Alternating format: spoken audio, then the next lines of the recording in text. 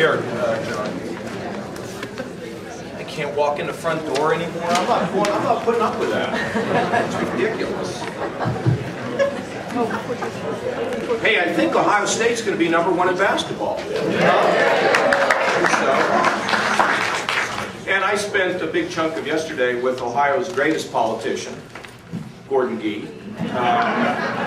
I was a little disappointed. We went to Detroit together, and I thought he'd at least get $1 billion on the plane. And he's something else, isn't he? He's a great man. Well, this shows you how important, I guess, this area is. Everybody's hyperventilating about how they're going to be affected. And let me just say to the special interests, of which I don't want to be misunderstood. Special interests are important, and the reason is that we need to hear from you, okay? And you need to be able to have access. You know, I've been telling people around the state, letting them in on a little bit of a secret that most people don't know, but I spent about almost 10 years working for Lehman Brothers, okay? And, no, I mean, part of what I learned in that process is you need to have access. You need to be able to make your case. But let me tell you what I also knew when I worked there. You'd never ask anybody to do a bad deal. Never do you ask anybody to do a bad deal. If it doesn't fit or doesn't work for them, even if you get a fee, you don't do that. Because, you know, that's how you lose character and thank you, ma'am. Credibility. Say, you want to say that real loud? This would be your press conference, too. Go ahead. Credibility. You lose credibility. And this is a very tough area because I know a lot of you get paid money to make sure that your clients get taken care of. You need to let your clients know that they should not have high expectations because you know John Kasich and therefore that's going to get you something, because it's not. And the reason why it's not is I'd love to give everybody in this room everything that they want. There's one problem with that. I represent 11.5 million people. And I have a big responsibility to get things right. And so what I would ask of all of you is, first of all, lower expectations with the people that you represent. Secondly, tell them to sharpen their pencils and get creative and get imaginative and figure out a way to make Ohio work better. Okay? And thirdly, we'll give you as much access as we possibly can. Now, I have a bunch of people in this room today. Where's our old, where's Tracy, and they're here, right? Okay. Tracy Plow is here, John Martin is here. John, well, come on, stand up, there's plenty of room up here. Come on up here. And you know, of course, Orton Hall is here. You all know Orton. Love those chimes this morning, Orton. And you know, John's, you know, we got mental health, we've got developmental disabilities, we have, I hate the name of that other place, but we have drug and alcohol and they're all together, okay? It's important that you understand that they are all together. And it's also important to understand that the new team here is all together as well. So the #1 person who was responsible for putting a lot of this together is Greg Moody. Greg's going to be a really important man. Please don't drive him insane, okay? Because he has a lot to do.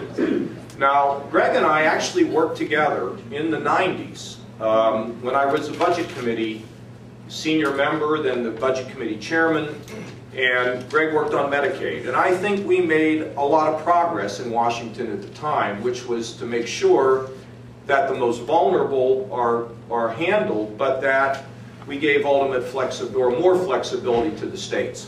Some states are talking about withdrawing from Medicaid. I was actually up at the Plain Dealer. That's paper up in Cleveland. They said, you know, we hear you're going to withdraw from Medicaid. You know, these are the crazy, I mean, I went through a whole 6 months of crazy rumors. We have no intention of withdrawing from Medicaid.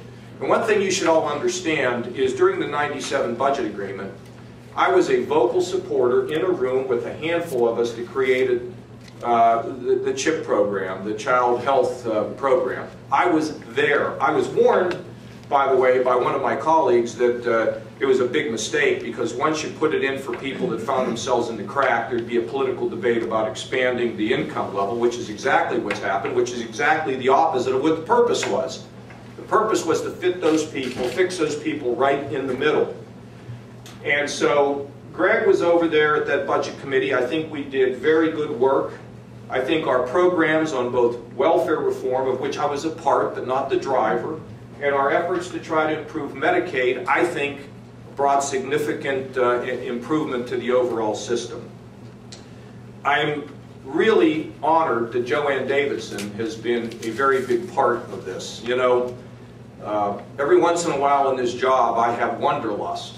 You know, for those that don't know, it's what you had at Christmas morning when you were about, 7 years old.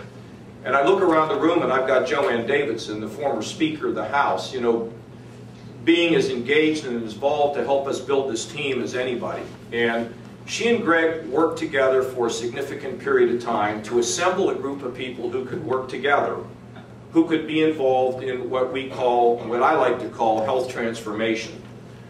Greg is going to run the Office of Health Transformation, and I think I'm signing an executive order to do just that. We have the Medicaid program being run in 5 or 6 different entities of the government. But that doesn't work. That is not going to happen anymore. All the people associated with Medicaid and all the various areas will report to Greg. Okay, and Medicaid is going to be designed to make sure that reimbursement levels are reasonable, designed to be engaged in health transformation so we can focus more on outcomes. I mean, I heard something the other day that was very interesting to me. Here you have a situation where a person goes in the hospital, they get released, they have an infection, they have to go back to the hospital. Medicare decides they're not going to reimburse them for that. Do you know that Medicaid does? Well, I mean, when did we ever think that Medicare would be a more efficient system than the systems that we see around? But it is in that case. So we're going to be looking at outcome-based. We want to have transparency in the way that hospitals, the way that doctors work. We want to move this system more towards preventive care. We want to move towards higher reimbursement for people who are primary care physicians. I'll tell you what we really want to do. We want to make Ohio one of the most forward-looking states and reform-oriented states in America. That's what we want to do. We want to serve those in need as efficiently and as effectively as we can. And I'm a little uncomfortable using the word efficiently and effectively when you talk about care for people who are in trouble. Okay, I don't like that word. I read today somewhere one of the people said, well, it will be cheaper if we do it another way. I don't like those terms. But we do know that people can have more effective treatment and at the same time can yield us significant savings. And then we'll get into that a little bit. But you have to think differently. We know that there have been special interest communities that have been able to have a disproportionate say at times.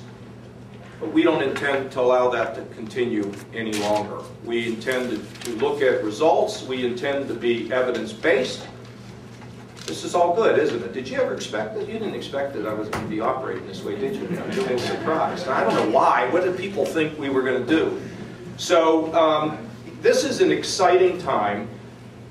I am so pleased that Greg Moody, who'd been working with me now for a lot of years, and most specifically for the last 3 or 4 years, decided to leave a private sector job that I'm sure was paying him a lot more than he's going to get in this job. But you know why he's doing it? His wife is a minister. She said, Greg, I know where your heart is. So he's going to come into this system, and I think he will make an enormous difference. And he is such a gentle, I guess he's meek but not weak. That's the way I would describe Greg Moody. And that's the way that people have been described, frankly, in the good book.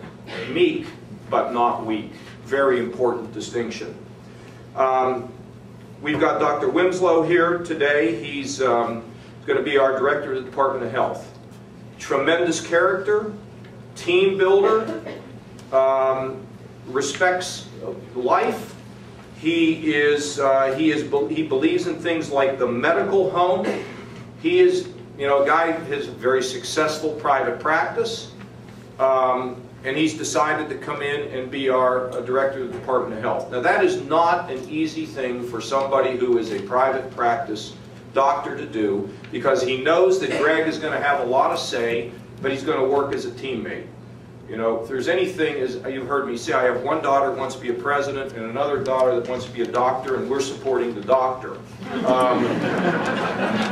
I wish I could have been a doctor. To me, it's the greatest profession that there is, period. John McCarthy, he worked for Mayor Fenty, who I have never met, but who I think was a tremendous mayor in the District of Columbia. Fenty spawned a lot of very interesting things, including Michelle Reed. And John McCarthy fits into the same mold as a Michelle Reed. No fear, deadly serious. I just spent a little bit of time with him. Where the heck is he? He's right here. And I figured out right away, this is not a guy that wants to waste time. And the first question he asked me, I said, do you have any questions? And a lot of times they don't have any, but of course he had the number. And the first thing he said is, do you see healthcare as an opportunity for economic growth? And I didn't quite know how to answer that. And I said, well, the first thing you want to do is get healthcare right, but if you get it right, at least economic growth. Great.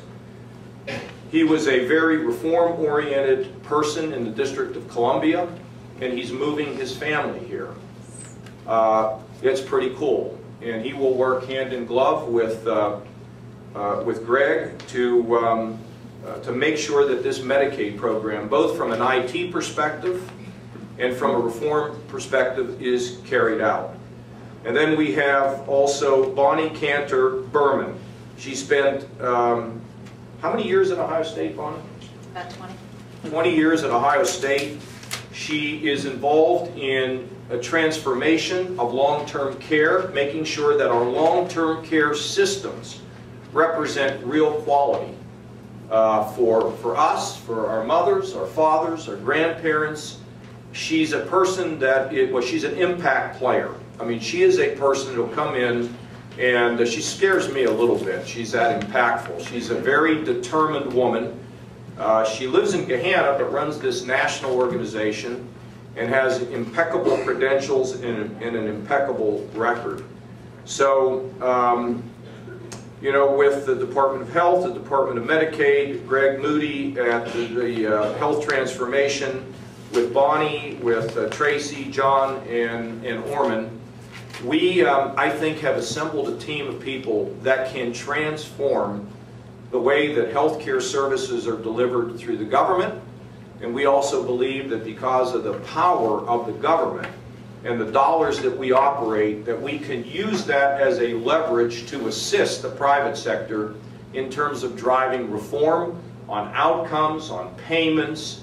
We're very excited about this. The business community down in Cincinnati, they're involved in significant reform. Up here through Ohio Health, significant reform. If we can all work together, and Ohio can deliver great services at a great price, and we can begin to be viewed as a state that, you look at Minnesota, right? When you think Minnesota, you think healthcare. You think they're really got it.